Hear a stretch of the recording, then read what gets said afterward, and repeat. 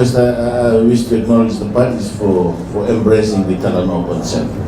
It was initially planned to be the facilitative dialogue, and as agreed to by the parties, it has been rebranded as the Talanoa dialogue. The Talanoa is about sharing stories. It's about being heard. It's about finding common solutions to the problems that we face, and it's about an inclusive, friendly environment. The Talanoa concept has been accepted as we collectively look at ways and means in which we have to confront and address the problem right before us. As alluded to, and we are well aware of, climate change. Climate change affects everyone. Our Prime Minister always keeps referring to this canoe because we are from the Pacific and it's our way of living. Transportation is a big emitter now, but for us, if we go back to the traditional ways of transportation, it's through these canoes that we have. So we are all in the same canoe, and we all are rowing to a common destination, and that common destination is about a net zero emission by mid-century, and of course working towards a 1.5 degrees. That is the common destination, and because we are all in the same canoe, climate change affects all of us, regardless of who we are and where we live. Because climate change affects all of us, we all need to take responsibility. We all need to take responsibility. We need to take ownership. And as alluded to by Greta, nobody is small to contribute. We all have a role to play. And this whole Talanoa is about partnership and inclusivity. No government alone will be able to fulfill the requirements of the Paris Agreement. We have governments to play their role, and we have subnational governments. The cities are very actively involved, and this is where most of the emissions are taking place. Civil society has to take ownership, and it's all across sector, it's all across region, and it all comes down to individuals. And the Talanoa concept has created that environment because we were demarcated because of the rules.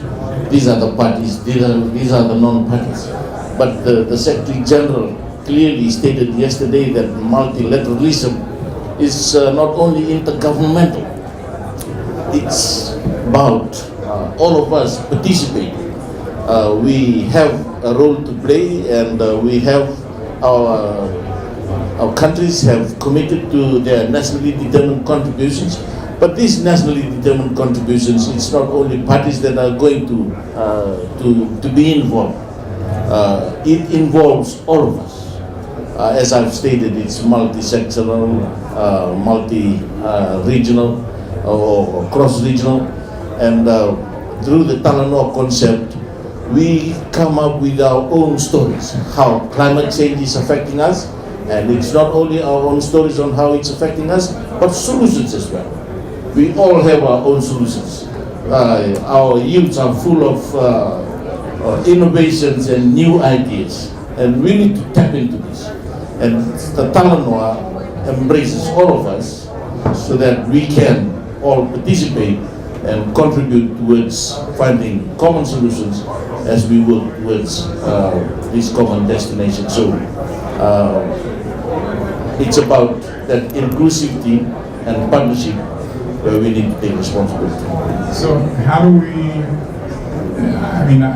I observed the conversation that took place, again, that was formally integrated into the COP process last spring. And it was fascinating over the course of the day, the number of people who showed up, the perspectives they brought to this conversation. But many of them were reporting back on the dialogues, the Talanoas that they were involved in at home. And they were reporting out on what they had heard, what they had learned. How do we keep that type of dialogue going? There are a few approaches, I would say.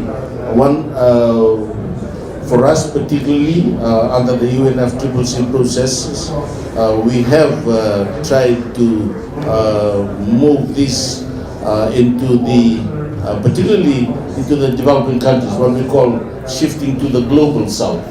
And this year, there has been Talanoas in Singapore for the Asia Pacific region, in Montevideo in Uruguay for the Latin America and that part of the world, and of course in Africa as well. And of course I've talked about across sectors where we have the cities, municipalities doing their own Talanoas as well. So these various Talanoas fit into the main Talanoa that we are having here. Not only the Talanoas, but we also have the summary for policymakers. We have the yearbook. This involves all the non-party stakeholders. And of course, we are looking forward to next week, where we will have the main Talanoa, and then there will be that will be an outcome of this COP24 as well, and we look forward to decisions, whatever the outcome of the Talanoa will be. And of course, it's all about raising ambition. And for us, it's important that as we conclude COP24, the IPCC report is already there. And it really drives home the fact that we need to step up ambition. We need to change things for the betterment of all of us.